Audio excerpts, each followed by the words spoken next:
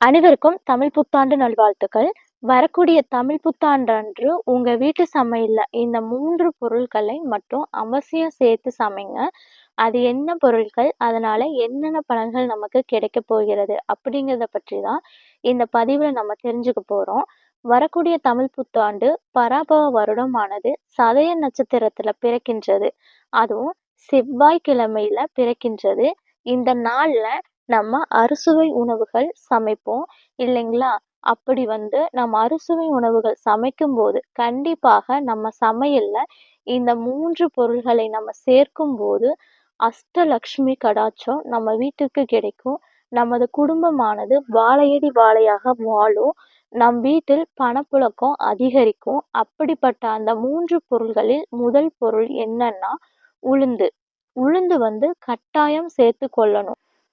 ஏன்னா, எதற்கு அப்படி சொல்றோம்னா, சதயம் நட்சத்திரத்திற்கு அதிபதி யாரு அப்படின்னா, ராகு பகவான். ராகுவுக்கு உரிய தானியம் என்னன்னா, அது உளுந்துதான்.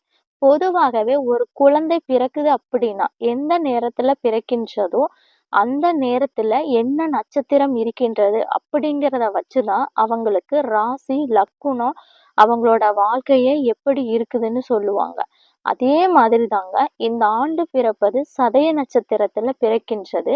அந்த சதய நட்சத்திரத்திற்கு உரிய கிரகத்திற்கு உரிய தானியங்களை நம்ம சமையல்ல சேர்த்து நம்ம படைக்கும்போது கண்டிப்பா அந்த கிரகத்தின் அனுகிரகம் முழுமையாக கிடைக்கும்.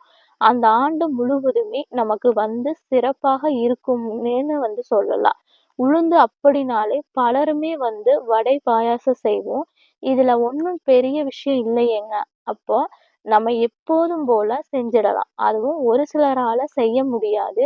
அப்போ கடையில வாங்கிட்டு வைக்கலாமா அப்படின்னு கேட்டீங்கன்னா, கண்டிப்பாக நம்ம வாங்கி வைக்கலாம். ஆனால் தமிழ் புத்தாண்டு அன்று நம்ம ஒரு சில அதிர்ஷ்டமான பொருள்கள் நம்ம வாங்குவோம். அப்போது உளுந்தையும் நம்ம சேர்த்து வாங்கிக்கணும். அது என்ன பொருட்கள் என்று கேட்டீங்கன்னா, இந்த புத்தாண்டு செவ்வாய்க்கிழமையில நமக்கு பிறக்கின்றது.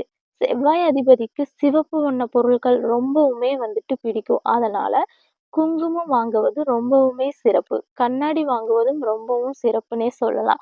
கல்லுப்பு, மஞ்சள் வாங்குவது இன்னுமே ரொம்ப ரொம்ப விசேஷம். அது மட்டும் இல்லைங்க. உங்களால் முடிந்தால் தமிழ் புத்தாண்டு அன்று தங்கம் 1 கிராமாவது வாங்க முடிந்தால் வாங்கி வைக்கலாம். இல்லைன்னா வெள்ளி பொருட்கள் ஏதாவது வாங்கி வைக்கலாம். அது கொலுசாவும் இருக்கலாம். இல்லைன்னா உங்களுக்கு கம்மல் அது போல எதுவா வேணா இருக்கலாம். இந்த மாதிரி நீங்க வருஷ பிறப்பு அன்று நம்ம எந்த ஒரு பொருள் வாங்குறோமோ, அது வருஷம் முழுவதும் நம்ம வீட்டுக்கு வரும். அப்படிங்கிறது ஒரு ஐதீகமாகவே இருக்கின்றது. 2வது பொருள் என்னன்னு பார்த்தீங்கன்னா, வாழைக்காய். வாழைக்காய் மட்டும் இல்லாமல், வாழை சார்ந்த வாழைக்காய் மற்றும் வாழைத்தண்டு, வாழைப்பூ இதை நம்ம கட்டாயம் சமையல்ல சேர்க்கணும். அது ஏன் அப்படி சொல்றாங்கன்னா, நம்ம தமிழ் புத்தாண்டு அன்று சுவாமிக்கு அறுசுவை உணவுகள் படைப்போம். அப்படி படைத்து காகத்திற்கு உணவு வச்சுட்டு தான் நம்ம சாப்பிடுவோம். அப்படி இருக்கும்போது நம்ம வாழை தண்டோ இல்லைன்னா வாழைக்காயோ அப்படி இல்லைன்னா வாழைப்பூவோ நம்ம சமையல்ல சேர்க்கும்போது அது குலம் வாழையடி வாழையாக வாழும். அது மட்டும் இல்லைங்க, முன்னோர்களின் ஆசீர்வாதமும் உங்கள் குலதெய்வத்தின் ஆசீர்வாதமும் நமக்கு கிடைக்கும். அப்பேற்பட்ட ஒரு பொருள் தான் இந்த வாழைக்காய்க்கு ஒரு அதீத சக்தி இருக்கின்றனே சொல்லலாம். அதனால தான் ஒவ்வொரு அமாவாசையிலும் கூட பார்த்தீங்கன்னா, வாழைக்காய் நம்ம கண்டிப்பா சமையல்ல சேர்க்கணும் அப்படின்னு நம்ம முன்னோர்கள் நமக்காக சொல்லி வச்சது. அதனால பாருங்க, மறக்காம வாழைத்தண்டு இல்லைன்னா வாழைக்காய், அப்படி இல்லைன்னா வாழைப்பூ இந்த 3 உங்களுக்கு எது கிடைக்கின்றதோ அதை நீங்க கண்டிப்பாக வாங்கி உங்க சமையல்ல சேர்த்து நீங்க வழிபடக்கூடிய கடவுளுக்கு படையுங்கள். அது மட்டும் இல்லாமல் வாழைப்பூவுக்கும் வாழைக்காய்க்கும் துவர்ப்புத்தன்மை இருக்கின்றது.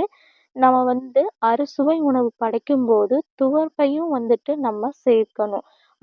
அதற்கு பதிலாக கூட இந்த காய்கறிகளை நீங்க தாராளமாக சேர்த்துக்கலாம். அது மட்டும் இல்லைங்க, தமிழ் புத்தாண்டுக்கு வெல்லம் சேர்த்து சுவாமிக்கு நெய்வேத்தியம் செய்வது ரொம்பவுமே நல்லதுங்க. பாயாசம், மாங்காய் பச்சடி செய்யும்போது வெல்லம் அதிகம் சேர்த்து செய்யலாம். ஏன்னா, செவ்வாய்க்கிழமையில இந்த வருஷம் பிறப்பதனால் செவ்வாய் பகவானுக்கு இந்த வெல்லம் ரொம்பவுமே உகந்தது. அத வந்து நம்ம தெய்வத்திற்கு வந்து படைக்கும்போது, வெல்லத்தால் செய்த பதார்த்தத்த வந்துட்டு நம்ம செய்யும்போது, அந்த தெய்வங்கள் மன மகிழ்ச்சி அடையும். நமது இல்லம் தேடி வந்து நம்ம கொடுக்கின்ற படையல்களை வந்து ஏற்று, நமது வேண்டுதல் என்னவோ அத அனைத்தையுமே நிறைவேற்றிக் கொடுப்பாங்க. அது மட்டும் இல்லைங்க.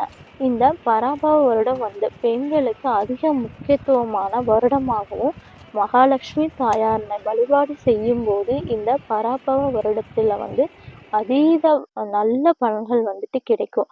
அதனால நாம சமையல்ல சேர்க்க வேண்டிய 3வது பொருள் என்னன்னா பிரண்டை.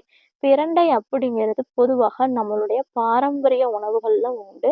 அந்த பிரண்டையை நம்ம துவையலாகவோ, இல்லைன்னா வந்து நம்ம சமையல்ல சேர்க்கும்போது கண்டிப்பாக அனைத்து தெய்வங்களின் அருள் கடாட்சம் கிடைக்கும்.